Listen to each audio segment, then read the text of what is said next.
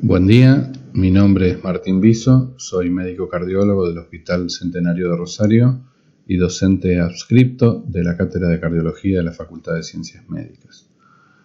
El tema de la clase de hoy es electrocardiograma en las arritmias y la intención de esta charla es poder transmitirle conceptos básicos y sencillos para poder hacer el diagnóstico en un paciente que se nos presenta con arritmias. Antes que nada, vamos a tratar de definir las arritmias genéricamente como trastornos del ritmo cardíaco producidos por una alteración en la producción y o en la conducción del impulso eléctrico del corazón. Antes de comenzar con cada arritmia en particular, recordemos que el ritmo normal del corazón lo denominamos ritmo sinusal, ya que se produce a partir del nodo sinusal a 60 a 100 latidos por minuto, con ciertas características eléctricas que lo definen. Presencia de onda P, que toda onda P sea seguida de un QRS, que el intervalo PR sea normal, recordemos entre 0,12 y 0,20 segundos, y que la onda P, por su eje, se manifieste eléctricamente positiva en la cara inferior del corazón, derivación 2, 3 y ABF, y negativa en ABR. Ahora sí, frente a un paciente con arritmias debemos intentar determinar qué tipo de arritmia presenta, qué repercusión hemodinámica genera esa arritmia, o sea, si genera repercusión hemodinámica o no, y nos referimos a repercusión hemodinámica como signos de bajo volumen minuto, ya sea obnubilación, síncope, hipotensión arterial, oliguria, o bien puede manifestarse también como angina de pecho. Si hay factores determinantes o desencadenantes que debemos corregir para esta arritmia y si el paciente tiene una cardiopatía de base conocida. Como dijimos antes, vamos a través de conceptos sencillos tratar de hacer algoritmos que nos permitan diagnosticar qué arritmia estamos viendo en el electrocardiograma. Vamos a separar los trastornos del ritmo cardíaco en ritmos de baja frecuencia, menos de 60 latidos por minuto, que vamos a denominar bradiarritmias o bradicardias, y ritmos de alta frecuencia, más de 100 latidos por minuto, que vamos a denominar taquiarritmias o taquicardias. Con respecto a las bradiarritmias, podemos decir que se producen por alteración en la formación del impulso, alteración del automatismo del nodo sinusal, como la bradicardia sinusal, el síndrome de braditaquicardia, el paro sinusal o los ritmos de escape, o bien por trastornos o bloqueos en la conducción del nodo auriculoventricular, ya sean bloqueos auriculoventriculares de distinto grado. Comencemos con las alteraciones del automatismo del nodo sinusal. La más fácil de diagnosticar es la bradicardia sinusal, que consiste en un ritmo sinusal a una frecuencia cardíaca menor de 60 latidos por minuto, en donde hay una onda P sinusal seguida de un QRS, y lo único que llama la atención es la baja frecuencia cardíaca. No suelen generar repercusión hemodinámica estas arritmias, salvo excepciones. Otra de las alteraciones del automatismo sinusal consiste en el síndrome de bradicardia-taquicardia. No es frecuente de ver, pero se fundamenta en la alternancia de episodios de bradicardia y taquicardia supraventriculares. En este ejemplo en pantalla podemos ver las dos cosas. Una bradicardia sinusal manifiesta por paro sinusal, seguida de una salva de taquicardia supraventricular que parece ser una fibrilación auricular. No siempre encontramos en una misma tira electrocardiográfica las dos cosas en un paciente, sino que lo que se suele ver es el paciente en bradicardia, ya sea con paros sinusales o bradicardias sinusales, y en otro momento con taquicardia, ya sea taquicardias paroxísticas supraventriculares o fibrilaciones auriculares. La mayor expresión de lesión del automatismo del nodo sinusal es el paro sinusal, que consiste en la interrupción de la descarga eléctrica del nodo sinusal. Esto puede suceder por 2, 3, 4 segundos y la repercusión hemodinámica que tenga depende de esa duración. Se manifiesta eléctricamente por una pausa en el electrocardiograma con una línea isoeléctrica, una línea plana de base, sin ondas P ni QRS. Ahora, en presencia de bradicardias, ya sea bradicardia sinusal o paros sinusales, puede suceder que la pausa sea tan grande, sin actividad eléctrica, que en el corazón aparezcan ritmos de escape, lo cual sucede cuando el automatismo de otros focos cardíacos reemplaza al del nodo sinusal. Recordemos, el automatismo cardíaco es la capacidad de las células cardíacas de autodespolarizarse o de despolarizarse espontáneamente. Según de qué célula estemos hablando, tienen esta capacidad a distinta frecuencia. El que mayor frecuencia de automatismo tiene es el nodo sinusal, por eso es el ritmo predominante, porque se despolariza espontáneamente más frecuentemente que el resto de las células. Lo siguen las células de la aurícula, a 50-100 latidos por minuto, luego las del nodo AB, a 45-50 latidos por minuto, luego las de His y sus ramas, a menos de 40 por minuto, y por último el miocardio ventricular no especializado en la conducción, a 20-30 latidos por minuto. Lo más frecuente que vamos a encontrar son ritmos de escape nodales o idioventriculares. Con respecto a los escapes del nodo auriculoventricular, podemos ver que el QRS es igual al de base, es igual al que tenía el paciente sin el escape.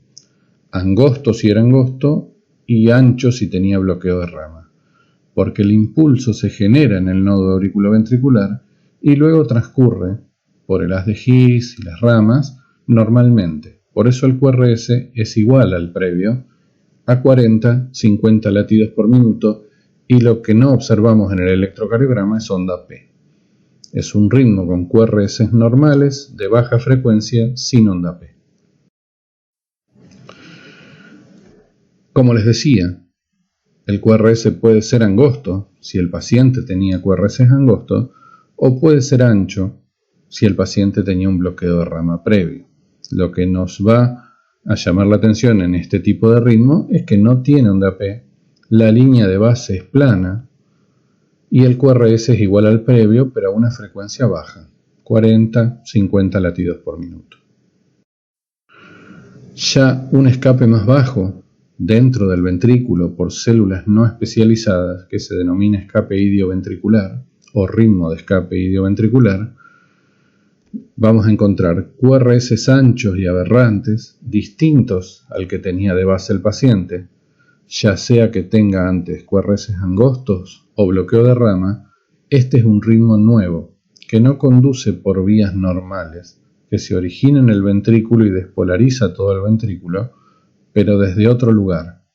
Entonces el QRS siempre es distinto al de base y suele ser más ancho y más aberrante a una frecuencia de 20-30 latidos por minuto, muy bajita, que suele tener repercusión hemodinámica.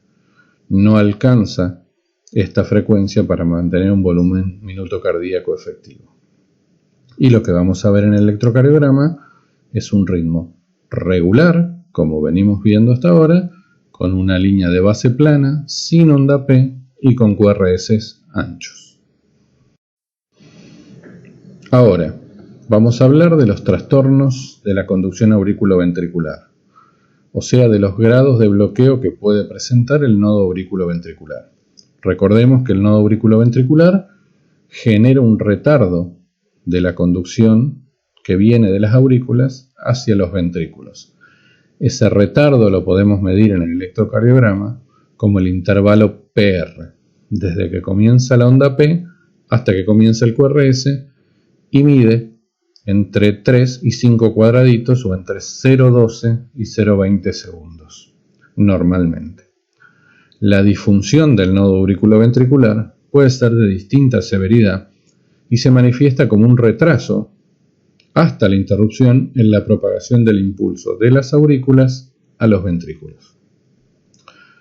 se definen como de primer grado, segundo grado o tercer grado, según qué tanto retardo provocan en la transmisión del impulso.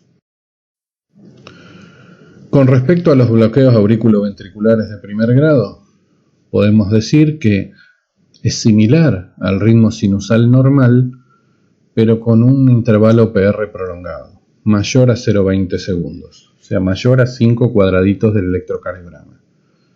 Todas las ondas P conducen hacia el ventrículo, o sea, todas las ondas P generan un QRS, pero el intervalo PR está prolongado. 280 milisegundos en este, 320 milisegundos en este ejemplo. El bloqueo B de primer grado en realidad no suele dar bradicardia, porque no afecta la frecuencia cardíaca del nodo sinusal, pero lo englobamos dentro de esto para poder estudiarlo. Y no da bradicardia porque todos los impulsos que vienen del nodo sinusal con retraso se conducen al ventrículo y generan un latido. Con respecto al bloqueo auriculoventricular de segundo grado, la lesión del nodo auriculoventricular es mayor y secuencialmente una onda P no llega a conducirse al ventrículo.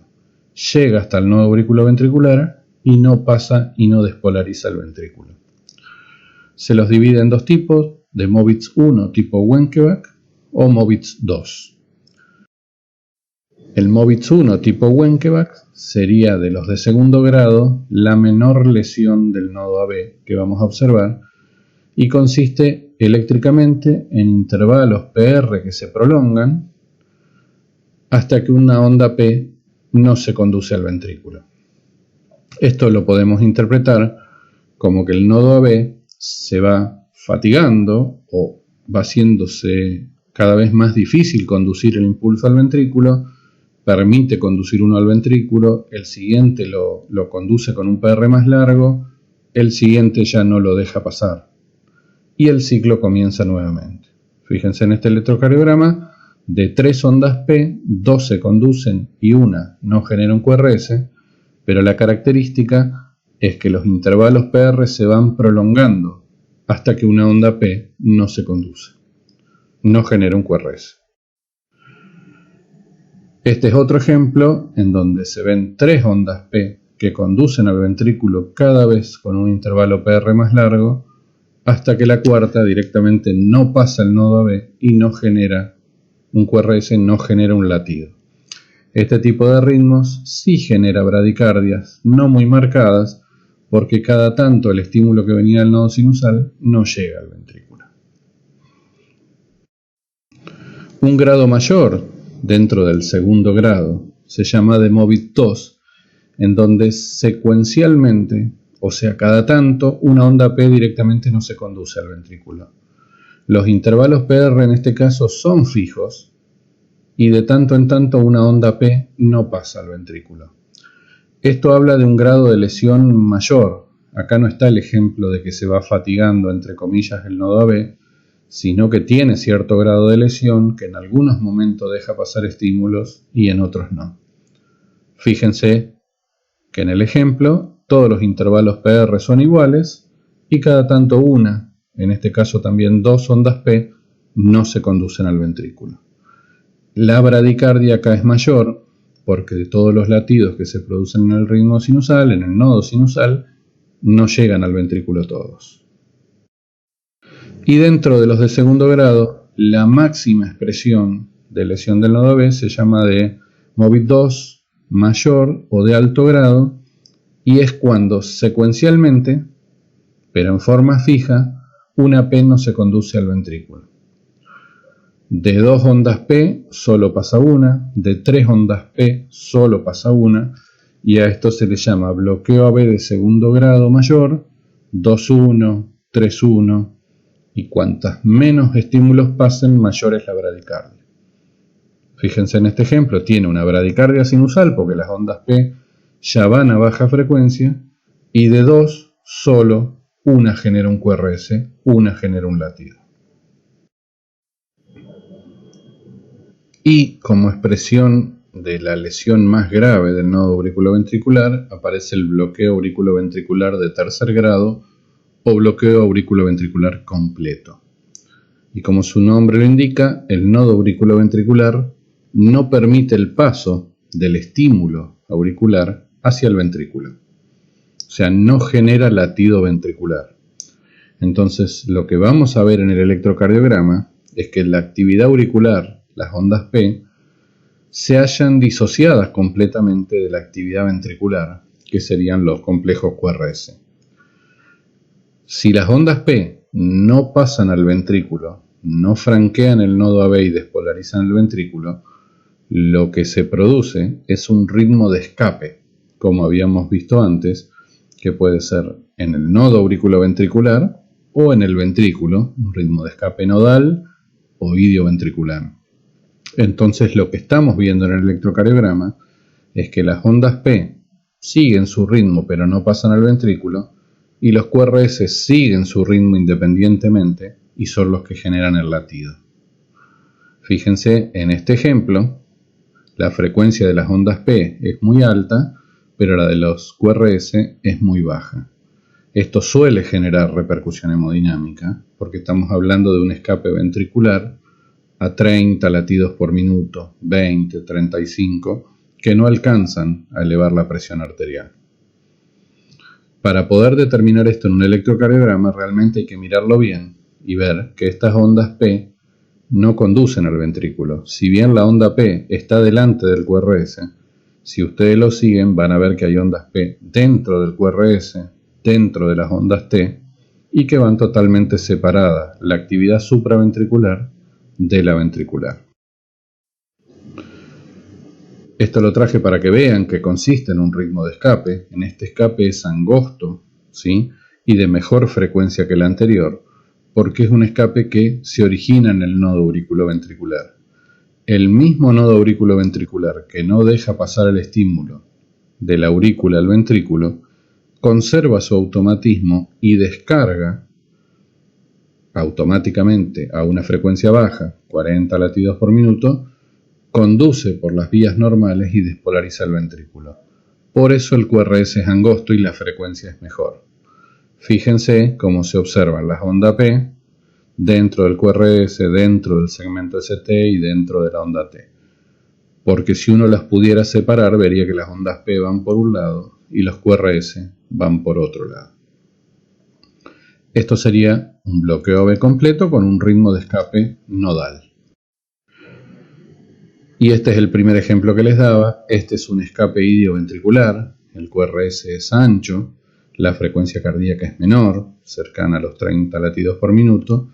Y las ondas P, nuevamente les digo, si ustedes las siguen, van a ver que terminan adentro del QRS, detrás del QRS y en la onda T. Es un ritmo de baja frecuencia. Vamos a pasar a las taquicardias o taquiarritmias, y de ellas podemos decir que es más importante aún determinar la estabilidad hemodinámica que tiene el paciente con una taquiarritmia. Nosotros vamos a encontrar un paciente con un electrocardiograma o que al examen físico tiene una frecuencia cardíaca mayor a 100 latidos por minuto. Bueno, hay que ver hemodinámicamente cómo está, qué le hace esa arritmia, qué le provoca, si lo descompensa o no. Y hay que tratar de intentar determinar el origen supraventricular de la arritmia o ventricular. Generalizando, y muchas de las cosas que vamos a hablar son generalizaciones y no aplican a todos los casos, tienen excepciones, pero como una generalización útil podemos decir que las taquiarritmias supraventriculares tienen QRS angosto, menor a 0,12 segundos, y esto es por lo que les venía explicando, porque se producen por encima del nodo AB la taquiarritmia y conduce por vías de conducción normales, por el haz de His y por sus ramas, y por eso el QRS es angosto y es parecido al QRS de base del paciente. Mientras que las taquiarritmias ventriculares se generan en el ventrículo por fuera del sistema de conducción normal y generan QRS anchos, distintos de los QRS de base del paciente, Ancho decimos cuando tienen más de 3 cuadraditos o más de 0,12 segundos.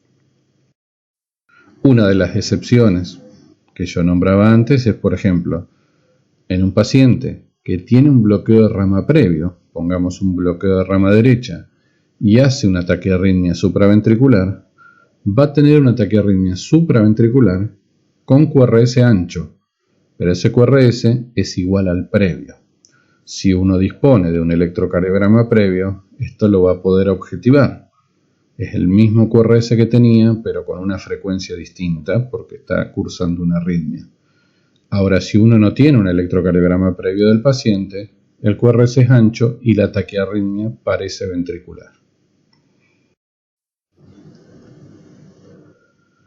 ¿Qué tenemos que definir? Esto que yo le decía de conceptos sencillos para poder diferenciar una arritmia de otra. En una taquiarritmia tenemos que separar si tiene QRS ancho o si tiene QRS angosto, si la taquiarritmia es regular o irregular, esto lo hacemos midiendo el intervalo entre los QRS, y si tiene onda P o no observamos onda P. Las vamos a dividir a fines prácticos de su estudio y para poder diagnosticarlas, taquiarritmias con QRS angosto, como la taquicardia sinusal, la taquicardia auricular, la fibrilación y el aleteo auricular, y la taquicardia paroxística supraventricular, o con QRS ancho, como la taquicardia ventricular, ya sea monomorfa, polimorfa, la fibrilación ventricular, y como les decía antes, las taquicardias que en realidad son supraventriculares, pero que tienen conducción aberrante, o sea que las vemos con QRS ancho. Están dentro de esta clasificación de QRS angosto, de QRS ancho e incluso dentro de las taquiarritmias, las extrasístoles, que en general no generan taquicardias más que momentáneamente, pero para su estudio se ubican en esta clasificación y vamos a hablar primero de ellas.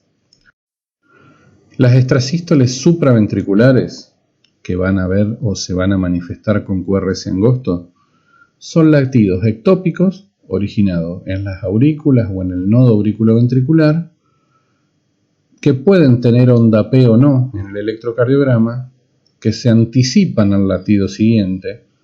El ritmo que viene siendo regular es modificado por una extrasístole que se adelanta y el QRS es siempre similar al QRS de base, porque la extrasístole se genera por encima del nodo AB o en el nodo AB y conduce por vías normales.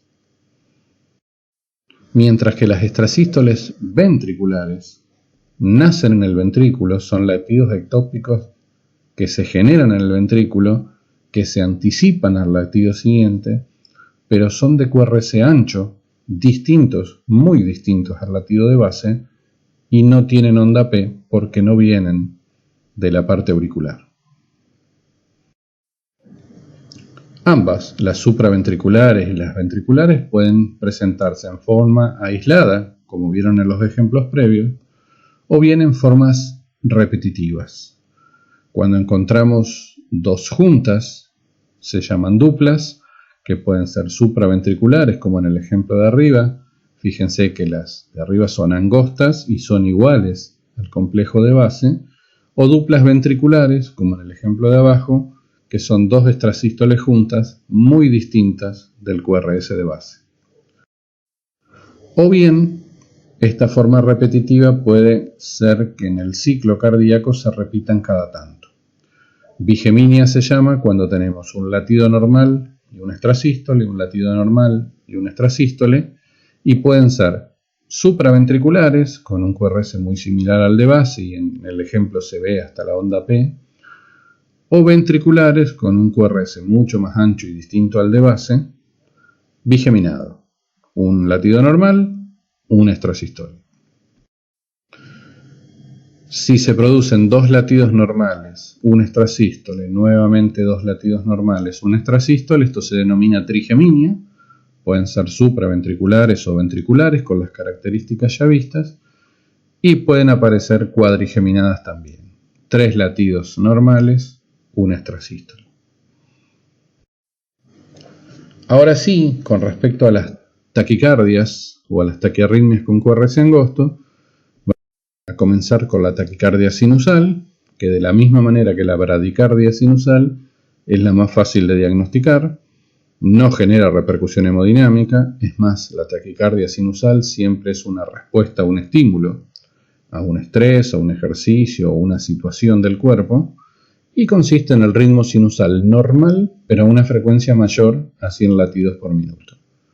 Tiene onda P normal, todas las ondas P son seguidas por un QRS a una frecuencia mayor a 100 latidos por minuto.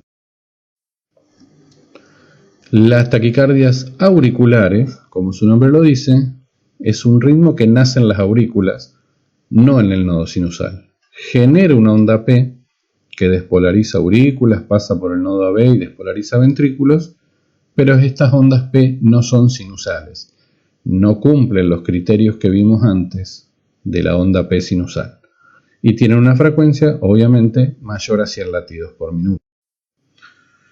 En las taquicardias auriculares, si nacen del mismo foco auricular, todas las ondas P son iguales y el ritmo es regular. Puede suceder también que nazcan en distintos focos, eso se llama taquicardia auricular multifocal, en donde se generan distintas P de distinta morfología con distinto intervalo PR, si bien todas conducen al ventrículo, dan una taquicardia, pero irregular.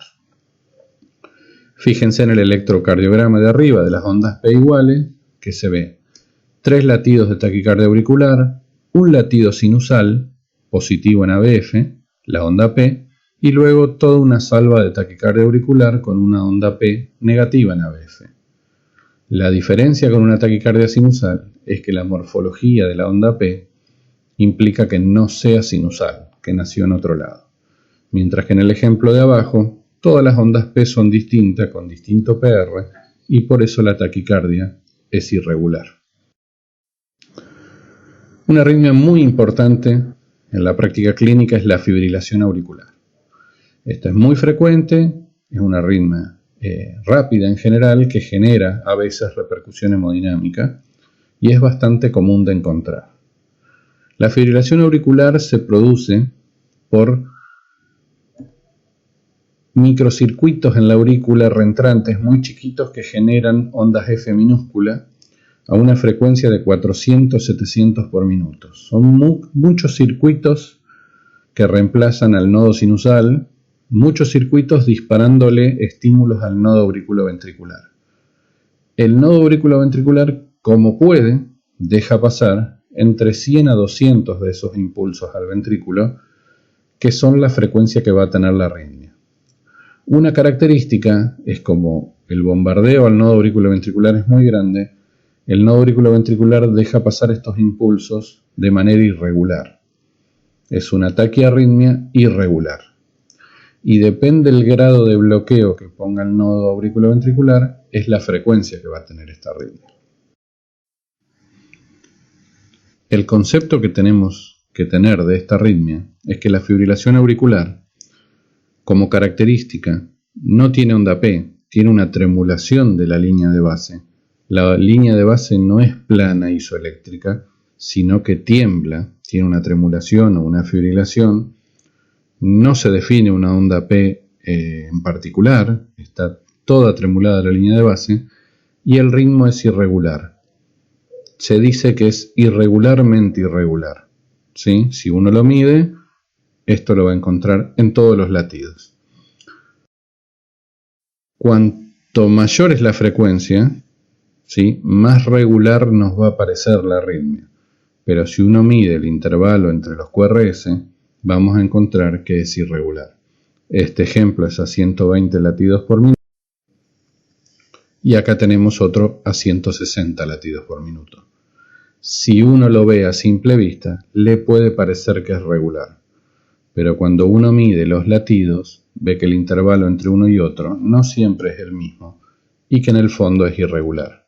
Sumado a la tremulación o al movimiento de la línea de base y a no identificar una onda P antes de cada QRS, debemos asumir que es una fibrilación auricular. Como excepción, ya que antes les decía que estas son generalizaciones y excepciones, podemos encontrar un caso de fibrilación auricular con ritmo regular. Es cuando el paciente tiene fibrilación auricular, pero tiene, como habíamos visto antes, un bloqueo AB completo, un bloqueo AB de tercer grado. En el caso del ritmo sinusal, veíamos que las ondas P iban por su lado y los QRS, que eran un ritmo de escape, ya sea del nodo AB o del ventrículo, iban por otro lado, regulares y lentos. En el caso de la fibrilación auricular pasa lo mismo. Vemos la tremulación de la línea de base, no vemos onda P, es una fibrilación auricular de muy baja respuesta ventricular, porque lo que estamos viendo es un ritmo de escape. Y como todo ritmo de escape, es regular. Entonces, este es un ejemplo, pero es una excepción, de fibrilación auricular con ritmo regular. Otro ejemplo sería que el paciente tenga puesto un marcapaso. Tiene la tremulación de la línea de base, no tiene ondas P, pero el ritmo lo va a dar el marcapaso y es un ritmo regular. Tengan este concepto como excepciones, siempre piensen en fibrilación auricular cuando ven una taquiarritmia irregular. Otra excepción a la regla lo constituye la fibrilación auricular en un paciente portador de síndrome de Wolff-Parkinson-White. El paciente que tiene Wolff-Parkinson-White tiene una vía accesoria. Tiene una vía de pasaje de las aurículas a los ventrículos que no es solo el nodo auriculoventricular, sino tiene otro canal o vía accesoria. Esto se denomina fibrilación auricular preexcitada. ¿Y por qué digo que es una excepción?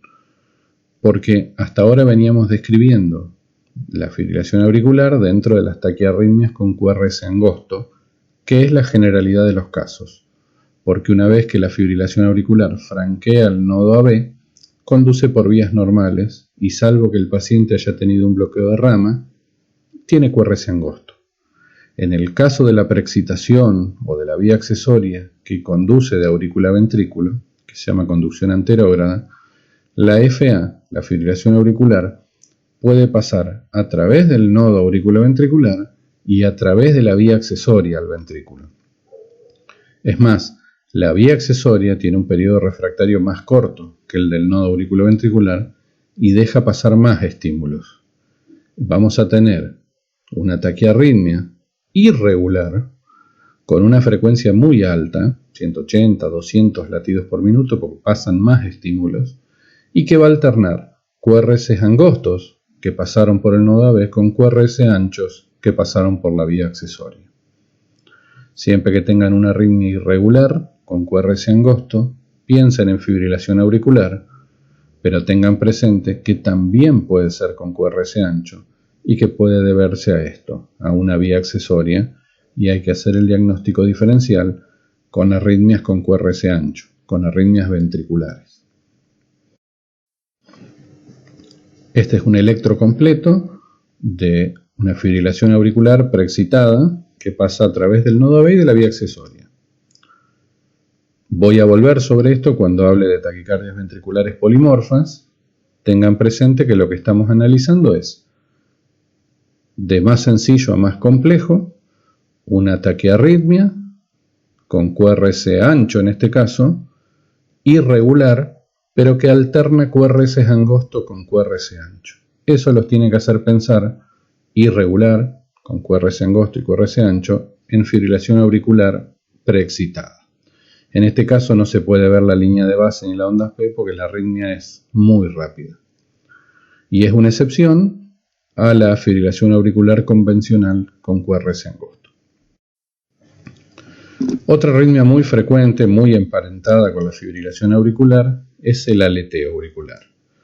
El aleteo auricular es una reentrada pero macroscópica en la aurícula derecha que genera ondas F que se llaman F mayúscula a 300 ciclos por minuto, que reemplaza el ritmo sinusal y genera ondas en serrucho, no se ven ondas P, no hay línea isoeléctrica, se ven las ondas en serrucho en vez de la línea isoeléctrica, y estos 300 ciclos por minuto bombardean el nodo auriculoventricular tratando de pasar al ventrículo.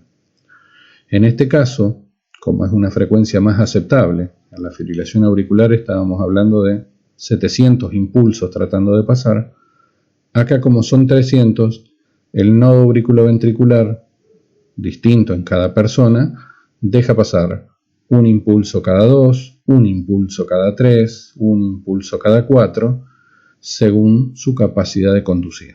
Y se dice que uno tiene un aleteo auricular 2-1, 3-1, según cuántos impulsos deja pasar y cuántos impulsos de los supraventriculares generan un QRS. Pero esto suele hacerlo en forma regular. La fibrilación auricular es irregular, el aleteo auricular suele ser regular. Puede suceder, siempre hay excepciones, que el nodo AB deje pasar a veces sí, a veces no el impulso en el aleteo, y esto se denomina bloqueo auriculoventricular variable y da ritmo irregular. Acá hay dos ejemplos. Los aleteos se dividen en tipo 1, en tipo 2 o en típicos atípicos, eso no voy a entrar. Sí le traje este ejemplo para que vean que es un aleteo auricular, pero es irregular. Tómenlo como una excepción, en general el aleteo auricular es regular.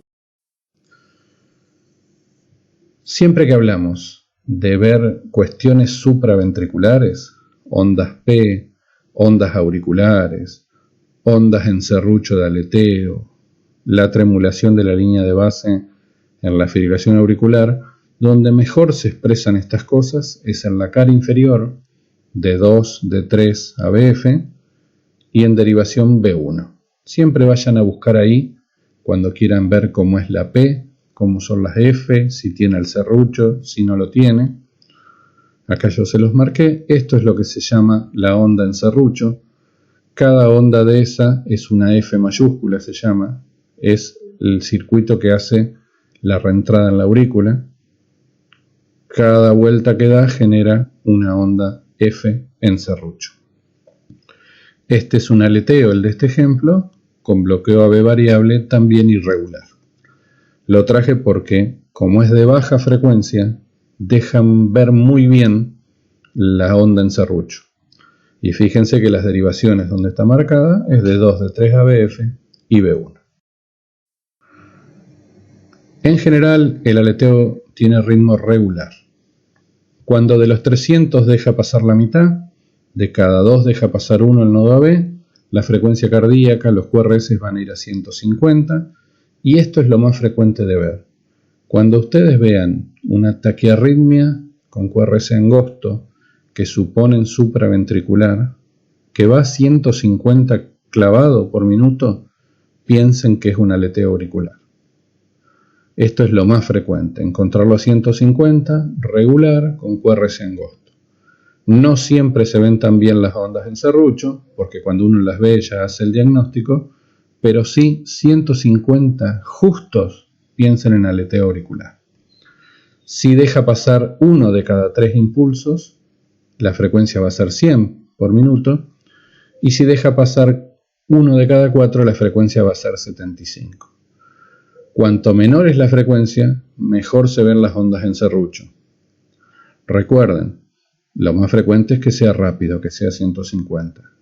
No tiene línea isoeléctrica, tiene ondas en serrucho, no tiene onda P y es una taquicardia regular con QRS angosto.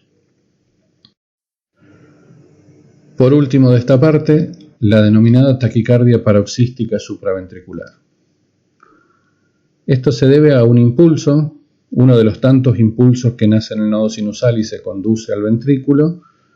En algún punto genera un circuito de reentrada en el nodo auriculoventricular o involucrando una vía accesoria y el nodo auriculoventricular, genera un bucle de reentrada que despolariza el ventrículo mucho más rápido que el ritmo sinusal normal. Es regular. Siempre las arritmias que son por reentrada son regulares. La frecuencia cardíaca suele ser entre 140 y 200 latidos por minuto. Y como concepto no vemos onda P. podemos encontrar onda P que se llaman retrógradas dentro del QRS o en la repolarización. Pero como concepto no hay onda P precediendo un QRS. Es más, a veces se van a encontrar esto. ¿Qué es esto? Es una taquiarritmia regular con QRS angosto en donde no se observa onda P. Hay que pensar en una taquicardia paroxística supraventricular. Acá no hay tremulación de la línea de base, no es irregular, no va a 150, en este caso va a 180, no se ven las ondas F del serrucho del aleteo. Entonces, por deducción y por definición, taquiarritmia con QRS angosto regular, sin onda P, pensar en una taquicardia paroxística supraventricular. Este es otro ejemplo donde se ve la P que se llama retrógrada. Si directamente encontramos todo esto, ya tenemos el diagnóstico. Taquiarritmia, QRS angosto, regular, con una onda P dentro del QRS o en la repolarización.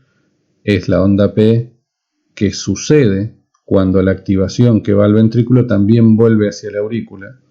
Por eso se llama retrógrada. Pero no es una onda P sinusal, está dentro del QRS. Con estas cosas ya tenemos el diagnóstico. Acá se ve más claramente. Taquiarritmia, regular, QRS angosto, no hay onda P delante del QRS y sí hay una onda P negativa detrás del QRS. Volvemos a las excepciones, ¿sí?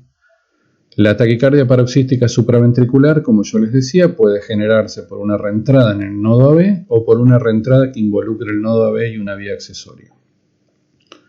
Si involucra una vía accesoria, si la reentrada se genera bajando por el nodo AB y subiendo por la vía accesoria, activa el ventrículo por vías de conducción normales y vamos a tener QRS angosto como vimos hasta ahora.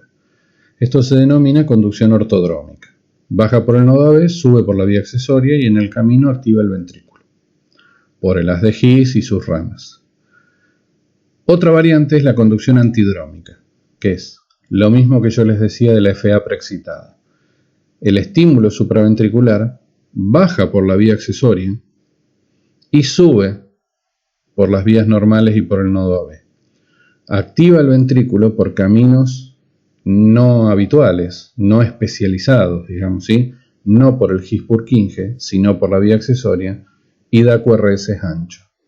Entonces, en un paciente que tiene un Wolff-Parkinson-White, esta es una excepción a la regla, vamos a tener una taquiarritmia regular con QRS ancho, que vamos a tener que tratar de diferenciarla de una taquicardia ventricular. Es supraventricular, pero se nos va a presentar eléctricamente con QRS ancho como ventricular. Las menciono porque son excepciones, pero la regla es que sean taquiarritmias con QRS angosto. Ahora vamos a las taquiarritmias con QRS ancho, que presuponemos por el QRS ancho son ventriculares. Las taquicardias ventriculares, la fibrilación ventricular y las que he estado mencionando como excepciones, las taquicardias supraventriculares con conducción aberrante. Taquicardia ventricular se denomina al ritmo originado en el ventrículo a partir de un foco ectópico que se perpetúa por actividad automática, por repetición de impulsos o por una reentrada local. Este ritmo activa los ventrículos, pero separado de la actividad auricular. Se encuentra totalmente disociada del ritmo sinusal o de la actividad en las aurículas y despolariza el ventrículo por vías no habituales, por miocardio no especializado, por lo que genera QRS anchos y aberrantes, ya que no utiliza el sistema de His-Purkinje.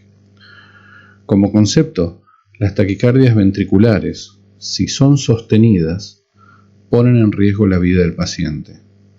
Generan inestabilidad hemodinámica y pueden degenerar en fibrilación ventricular y en asistolia. Son ritmos, cuando son sostenidos, son ritmos de paro cardíaco que hay que intentar revertir lo antes posible porque pueden tener un desenlace fatal para el paciente.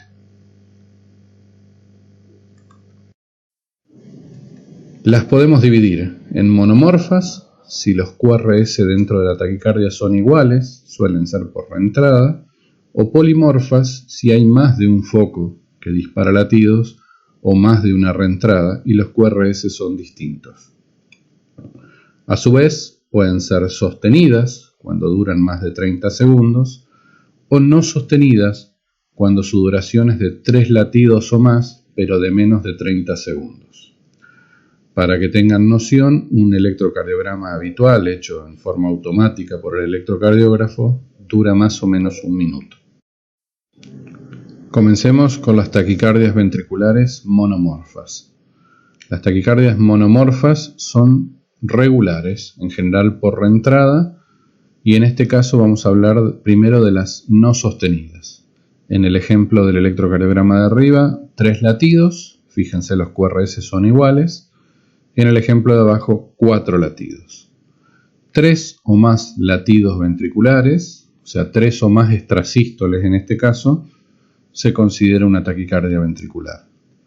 Pueden ser de 4, pueden ser un poquito más extensas, como en este caso. Cuando se organiza la taquicardia, fíjense, ahí tenemos un ritmo que hace un extrasístole, otra extrasístole y entra en una salva como de 10 latidos de taquicardia.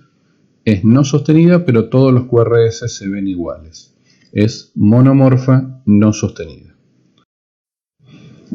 Ahora, cuando la taquicardia ventricular monomorfa es sostenida, suele generar repercusión hemodinámica, suele dar hipotensión, puede tener pulso o puede no tener pulso.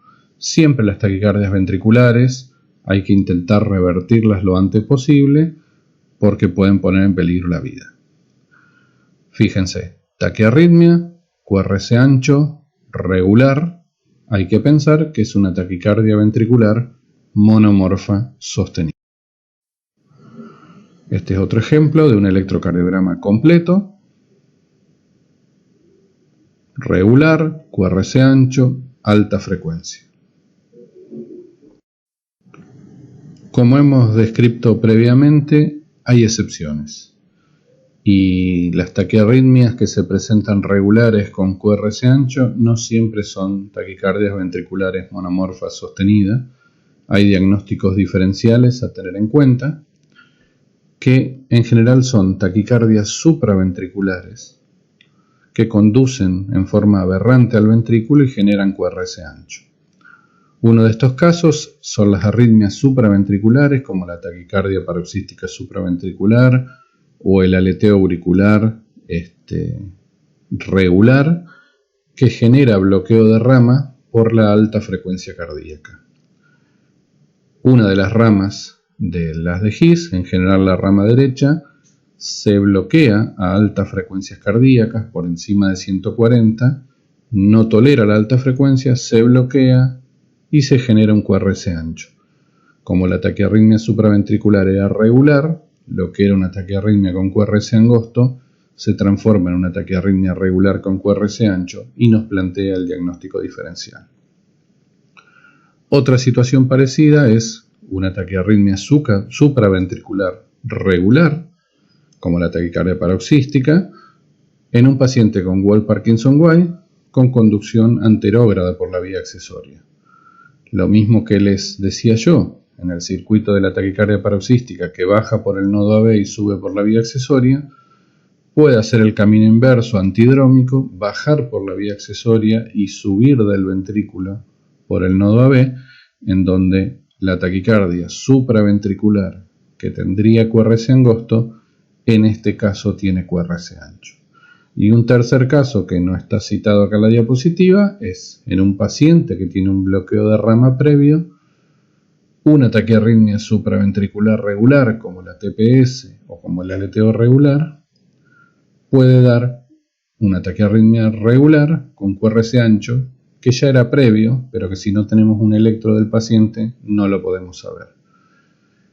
Tenemos que tratar de discriminar si la taquiarritmia con QRS ancho regular que estamos viendo se trata de una taquicardia ventricular, que en general suele descompensar al paciente y que tenemos que resolverla rápido, de taquicardias supraventriculares con conducción aberrante.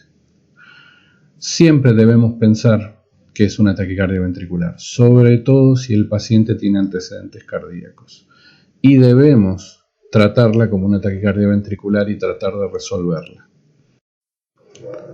Para intentar hacer el diagnóstico de taquiarritmia con QRS ancho, si es ventricular o no, se han descrito distintos algoritmos con distinta efectividad. El algoritmo de Brugada, según las características eléctricas que encontremos en la arritmia, que mira más que nada las derivaciones precordiales y busca encontrar disociación entre las aurículas y los ventrículos a través de criterios eléctricos. El algoritmo de Berekay, que mira la derivación ABR y a través de cambios en la derivación ABR, algorítmicamente puede determinar si es una taquicardia ventricular o si es una taquicardia supraventricular. Esto no es materia de esta clase porque la idea no es complejizar sino simplificar.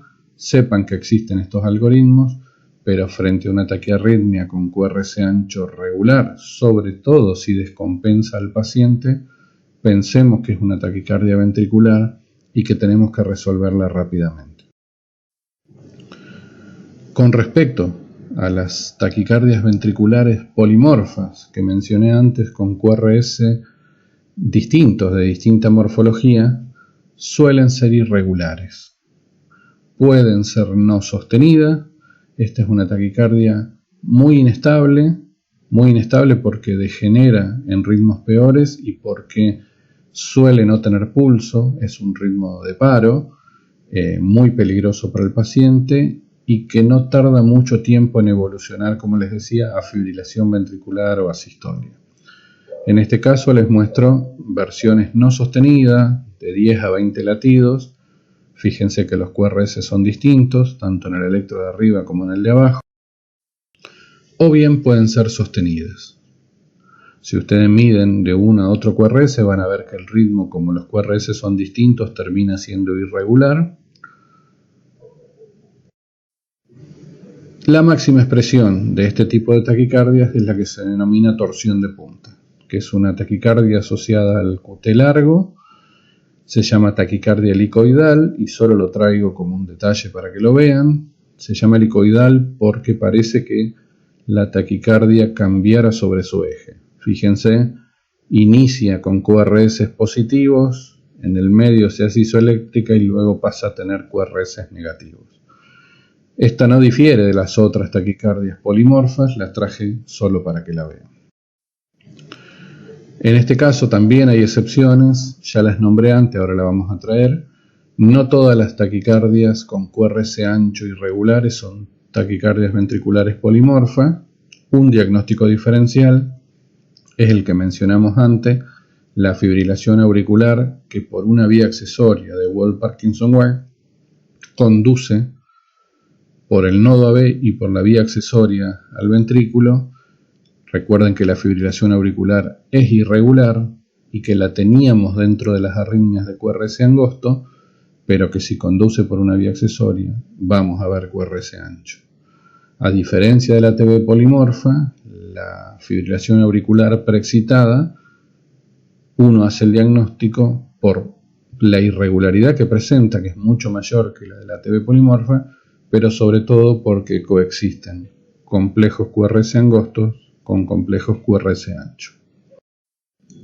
Como concepto, quiero que recuerden que las taquicardias ventriculares suelen degenerar en ritmos peores, en fibrilación ventricular, y suelen llevar a la muerte del paciente si uno no interviene. En este caso, en el electrocardiograma se observa una taquicardia ventricular monomorfa que se transforma en una fibrilación ventricular. Es más frecuente que la taquicardia polimorfa termine rápidamente en fibrilación ventricular. Las dos lo pueden hacer, este ejemplo es de monomorfa, pero el concepto que quiero que tengan es que las taquicardias ventriculares hay que revertirlas porque pueden llevar frecuentemente a la muerte del paciente. La fibrilación ventricular está englobada dentro de las taquicardias con QRS ancho, pero ni siquiera podemos decir esto. Es una actividad eléctrica desorganizada del ventrículo que no genera contracción, no despolariza el ventrículo, no genera latido, no genera pulso. No se observan QRS, es toda una tremulación de la línea de base que puede ser gruesa o fina, pero si uno trata de identificar QRS solo ve variaciones de la línea de base, y en breve, si uno no revierte este ritmo tampoco, suele llevar a la asistolia. Y la asistolia directamente es la ausencia de actividad eléctrica en el ventrículo. Es la línea de base plana, no hay actividad eléctrica. En este ejemplo está plasmado como un ritmo sinusal, hace 2 extrasístoles ventriculares, se transforma en una taquicardia polimorfa y luego en una asistolia. No suele verse tan rápidamente esto, pero sí hay que tener el concepto de que la taquicardia ventricular, ya sea monomorfa o polimorfa, suele llevar a la fibrilación ventricular y a la asistolia y hay que revertirlas rápidamente. Este es otro ejemplo donde se ve taquicardia ventricular en el mismo electro, en la misma tira, fibrilación ventricular y asistolia. Vamos a tratar de resumir un poco lo que hemos dicho de taquiarritmias. Yo le dije que la idea era que con conceptos básicos podamos llegar a un diagnóstico, salvando las excepciones que le mencioné. Podemos dividir las taquiarritmias en aquellas que tienen QRS angosto, que son regulares o irregulares. Las que son regulares tenemos que ver si tienen onda P o no tienen onda P. Y la taquiarritmia con QRS angosto regular que tiene una onda P antes de cada QRS, podemos decir que es una taquicardia sinusal o una taquicardia auricular. Mientras que las taquiarritmias con QRS angosto regular, en donde no observamos onda P, podemos llegar a pensar que es una aleteo auricular, recuerden si va a 150 y vemos la onda en serrucho, o una taquicardia paroxística supraventricular, si no vemos onda en serrucho, si no vemos onda P o si tiene la P detrás del QRS. Del mismo modo, las taquiarritmias con QRS angosto irregulares, si no tienen onda P, puede ser una fibrilación auricular o una aleteo auricular con respuesta variable, y si tienen onda P, puede ser una taquicardia auricular con distintos focos de descarga que hace que sea irregular. Del otro lado, taquiarritmias con QRS ancho, siempre presuponiendo que son ventriculares, podemos dividirla en regulares. Vamos a tener la taquicardia ventricular monomorfa sostenida y su diagnóstico diferencial, la taquicardia supraventricular que conduce con aberrancia. Y las taquiarritmias con QRS ancho irregulares, la taquicardia polimorfa, la taquicardia ventricular polimorfa, y su diagnóstico diferencial, la fibrilación auricular con síndrome de Wolff-Parkinson-White o con conducción aberrante por una vía accesoria. Bueno, acá llegamos al final. Solo quería recordarles que está disponible el manual de cardiología, que este año se realizó la primera edición. Está en Cooperadora si lo quieren adquirir. Y hasta acá llegamos con la clase. Gracias por su atención.